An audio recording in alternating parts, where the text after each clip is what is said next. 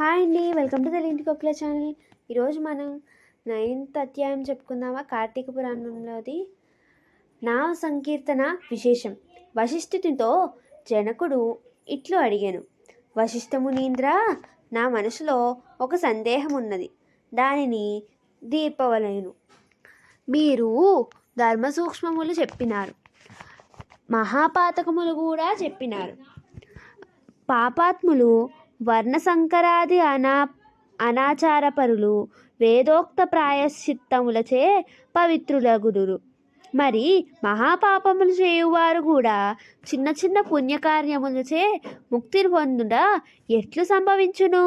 మహాపాపములు చేసి ప్రాయశ్చిత్తములతో గాని పవిత్రులు గాని జనులు కూడా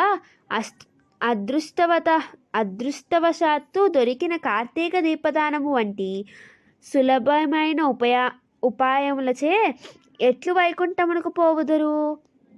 అలాగే మహాపాపములు చేసిన వాడు స్వల్పమైన ధర్మములను ఆచరించి విష్ణుపదములు చేరగలడా అని అడిగిన జనక చక్రవర్తితో వశిష్ఠుడు ఇలా చెప్పాడు: మహారాజా, కేవలము ధర్మములే కాదు, ధర్మ సూక్ష్మములు కూడా అనేకాలున్నాయి. అవి సత్వరజస్తమోగుణముల తాత్పర్యములను బట్టి హెచ్చు తగ్గులతో నడుస్తూ ఉంటాయి. ఈ మూడు గుణములను మాయ అంటే ప్రకృతి వలన కలిగినవి.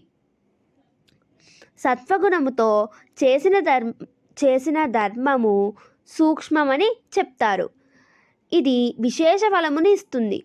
రజోగుణముతో చేసిన ధర్మము పునర్జన్మలను కూడా కలిగిస్తుంది.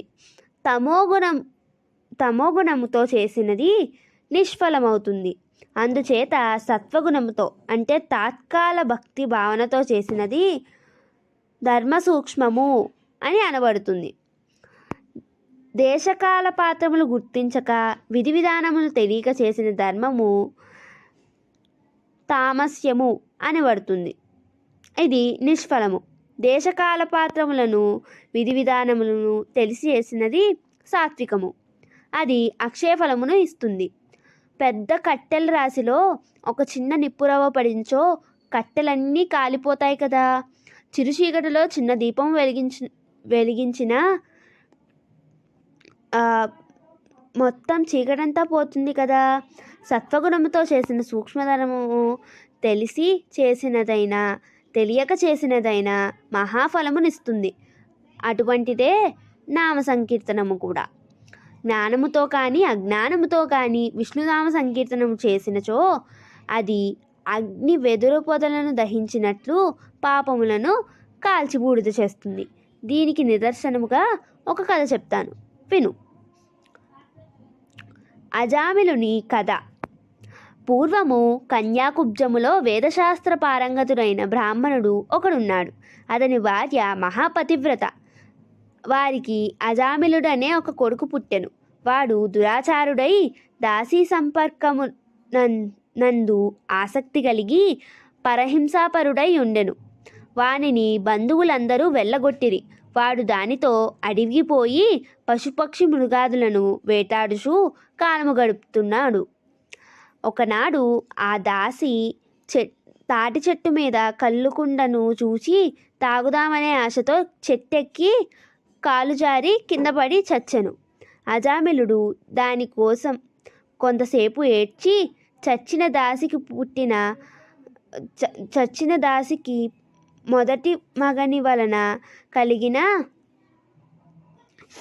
కూతురును చూచి కామాతరుడై పట్టుకొని రమించెను. అప్పటి నుంచి దానితో సంసారము చేయుచు పిల్లలను కనెను. వారందరూ చనిపోయిరి. చివరికి ఒక కొడుకు బతికెను. వానికి అజామిలుడు నారాయణుడు అని పేరు పెట్టెను. నిత్యము వానిని పిలుచుచు వానితోనే సమయము గడుపుచుండెను. చివరికి అజామిలునికి మరణకాలం వచ్చెను, అని చచ్చిపోయే టైం వచ్చింది. వానిని తీసుకొని పోవుటకు యమదూతలు వచ్చిరి. వారిని చూచి భయపడి దూరముగా ఆడుకొనుచున్న కొడుకును నారాయణ అని పిలిచెను. యమదూతలు అతని నోటి వెంట నారాయణ నామము విని దగ్గరకు వచ్చుటకు జంకి దూరముగా నిలబడిరి. అంతలో అక్కడికి విష్ణుదూతలు వచ్చిరి. అజామిలుని దివ్య విమానం ఎక్కించుకొని వెళ్ళిపోవచ్చు యమదూతలతో ఇట్లు పలికిరి. వశిష్ఠ మహర్షిచే చెప్పబడిన స్కాంద పురాణ మందలి కార్తీక మహత్య పారాయణ 9వ అధ్యాయం సంపూర్ణం. ఇట్లు మీ తెలుగింటి కోకిల సైనింగ్ ఆఫ్.